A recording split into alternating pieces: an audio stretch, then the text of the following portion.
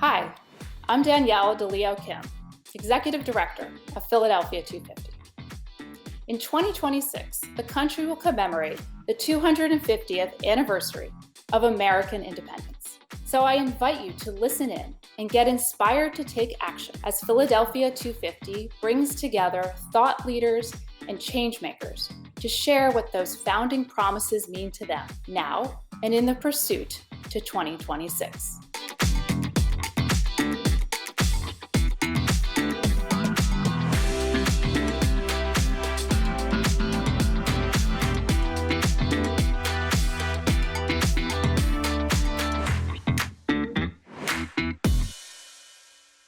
Hello and welcome to Philly 250. My name is Cherry Gregg and I am the Community Affairs Reporter for KYW News Radio. We are here today with Lisa Mosca and Loree Jones, and we're talking about food access and how that relates to shared prosperity as part of Philadelphia 250's In the Pursuit series. Hi, my name is Lisa Mosca and I'm the Executive Director of Food Moxie, which is a small Northwest nonprofit. Hello, my name is Loree Jones. I serve as Chief Executive Officer of Philabundance. I also work with a number of other organizations in the city and serve on the board of a few, including the Pennsylvania Horticultural Society, known as PHS. Wonderful. So Loree and Lisa, I'm really excited to have you here today. And I'd like Loree to start us off and tell us what you do or what Philabundance does here in our region. Absolutely. Philabundance has been around for about 35 years. We are a hunger relief agency, one of the largest in the region. We actually provide food to folks, our families and neighbors across 9 counties in southeastern Pennsylvania and in New Jersey. We think of our work as happening in 2 ways. One part of the work is ending hunger for now. So ensuring that people who have immediate need who are food insecure have healthy, fresh food for their families right now. We also have a line of work called Ending Hunger for Good. So we also work to address the root causes of poverty. Yeah. And so Lisa, you're at Food Moxie. Tell us what you all do. And I know your amazing work is related to food as well. Thank you. So Food Moxie was started by Weaver's Way Cooperative, which is a cooperative member-owned grocery store. And our mission is from seed to supper. We educate and inspire people to grow, cook, and eat healthy food. And we do that in a number of sites across the city with youth and with adults and adult caregivers. We are at one of the largest family shelters in the city where we work with adult caregivers and with children in a garden club program. And then we also work with high school students at W.B. Saul Agricultural High School, which is the largest urban ag high school in the city, and at MLK High School with the life skills classes. Absolutely wonderful. So both of you are leaders of these much needed organizations, especially right now. Tell me what drives you. And Lisa, we'll start with you on this one. Sure. So I have been focused on hunger and food security for decades. And in the city of Philadelphia, there are so many incredible food producers. There's such a long history of community gardens and of people knowing how to grow food. And so really what drives me to do this work is we also are a city with a lot of people going hungry, a lot of lack of access to some of the healthiest foods that are also the most expensive in the grocery store. And so really, I just want to see more equitable access, and I want to see the creativity that exists across the city come out for elders to be able to mentor youth and just in general to share that incredible wealth and prosperity of knowledge and information and traditions. Yeah, that's wonderful. And so Loree, Philabundance, I've had the opportunity to see you all at work up close. Tell us about your drive and what kind of like inspired you to work in this space. Yeah, so personally, I think like each of you involved in this conversation, I have been committed to public service. And so I've had the fortune over the course of my career to get to work in nonprofits and local government, to partner with a number of organizations that really are trying to provide support to some of our neighbors in need. And so for me, I'm really driven by that commitment to service. I often use the quote from Marian Wright Edelman, service is the rent we pay for a living. And then I had the chance, I started on June 2nd, I had the chance to join after Philabundance had been working for months on COVID response.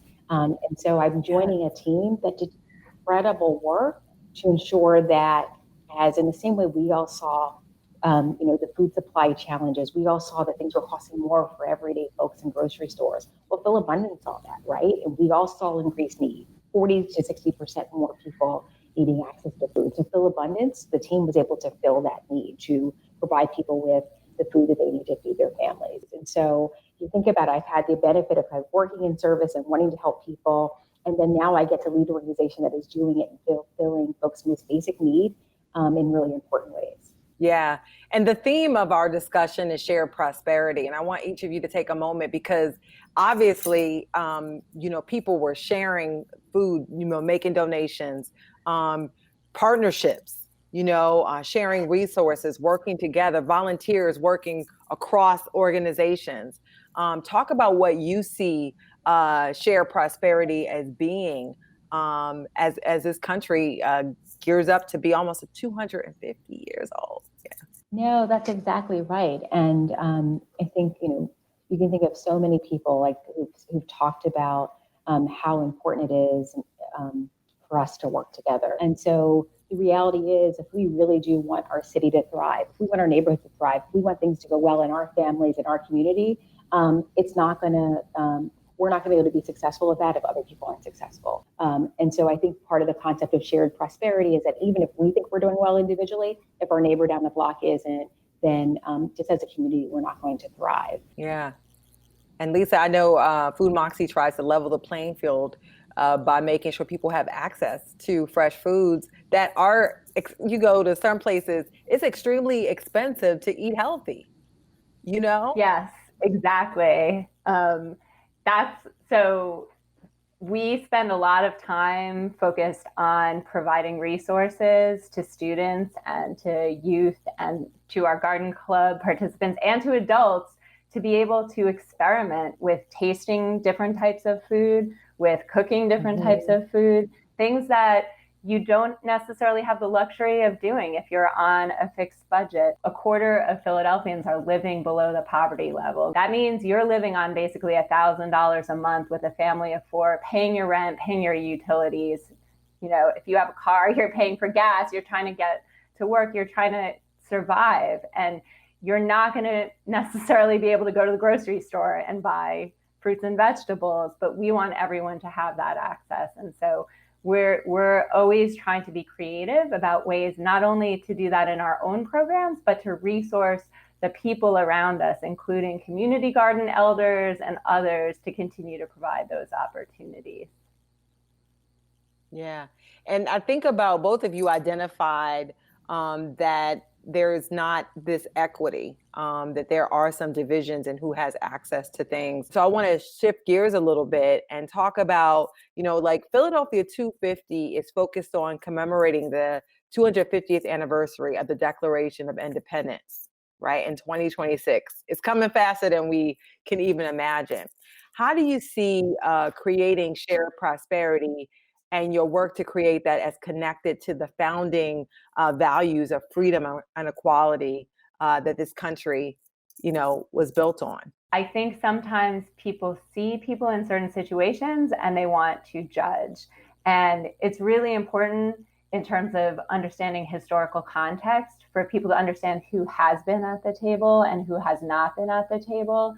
And a large part of what we see as future shared prosperity is that everyone has not even just equitable, but inclusive access to resources to create with.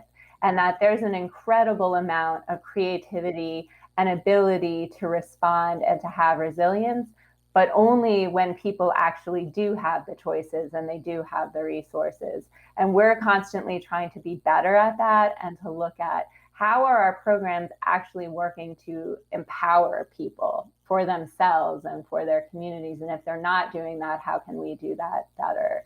And I think that's critical. And that's been a part of our mission. We're spending a lot of time with hundreds of youth, and we want them to see all of the possibilities for their future.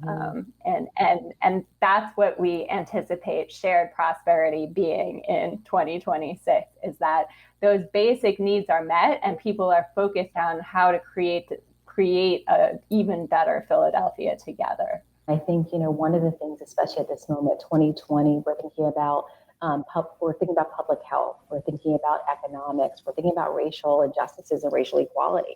And so if we think back to almost 250 years ago, right down the street from where we're sitting now, what was happening at Independence Hall, there were lots of great ideals, but not everybody was included in that. And the reality is that we can still think of how great America is and how many people are not really a part of that. How many people don't get to fully enjoy the pursuit of happiness in a full way because of the inequities that we see. And I think what we're seeing across the city, and hopefully what we'll see between now and 2026, is us thinking about let's actually make sure that Philadelphia, that our region is in fact living up to what the founders meant. Not necessarily what they did, but what they actually meant. And so we have a chance, I think, to hold ourselves accountable to these American ideals and finally begin to really put them in practice. Philadelphia, we mentioned and we talked about the deep poverty that is here. But how do we eradicate this issue of food insecurity? Let's dream a little bit. What would that look like if we could make that happen? I would say that in 2026, Philadelphia again is this national model that we have figured out a lot of the pieces of this, and we put a plan together and we're putting it in place, and already fewer and fewer people are food insecure. More and more people are growing healthy foods. More and more people are taking charge of their lives in that way.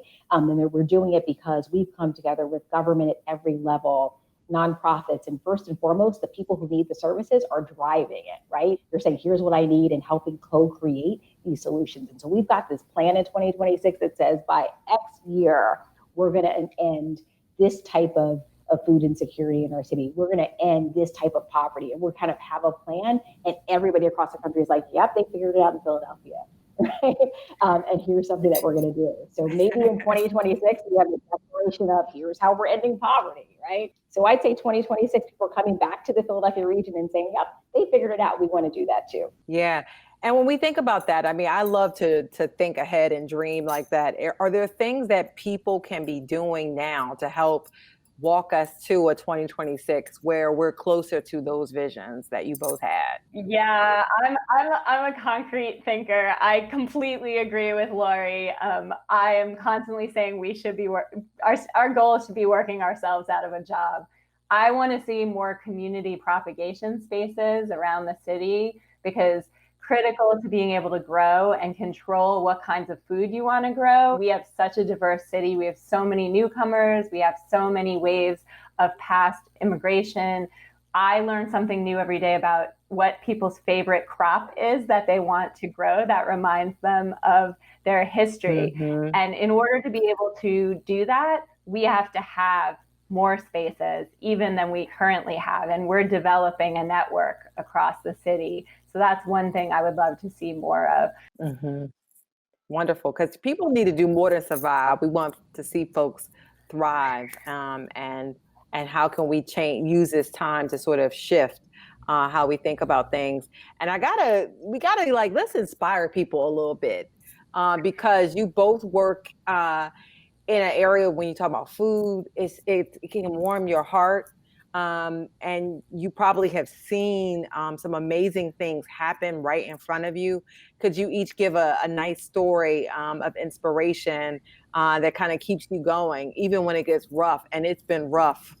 And sort of tell us what kind of keeps you inspired going through all of this. Just one story? I can see the Rolodexes, of memories, like you're just flipping through. But yeah, it's so many. I'm sure, but we got to inspire people because food insecurity is serious. And so I'm sure you have one or two stories you can share. So one of the stories I'll share is about the generosity of folks. So one is that it is incredible. We have a wall here of notes, of thank you notes, and notes that people have sent in with their donations. And so everybody is unsure about what's happening in the world, so that people took those stimulus checks. People said, I don't really have that much money, but I want to send $5. So the generosity of individuals is one of the things that's inspiring. Yes. Lisa, I know you have. And while Lisa's talking, know. I'm sorry. I'm going to give you one more. I apologize. One more. I apologize. One more. She's like, yes, that's how it is, though. That's how it is. Yeah. So we do this work with all these agency partners, and I had a chance to meet virtually a young woman who has started her own food bank and her own food pantry. And so she tells a story. Her day job, she actually has a full-time job working for kids at the school district of Philadelphia. And she said that when she was younger, she was experienced homelessness and also had to access food pantries. And she just realized that she didn't always love that they didn't have to get to choose the food or some of the food that they got. And so she, as she got older, decided to start her own food pantry because that's what incredible young people do. So she started a food pantry. So here's somebody who has had incredible challenges in her life and took them and said, you know what? I can make this better. I can literally make this better for people. And that's what she does every day.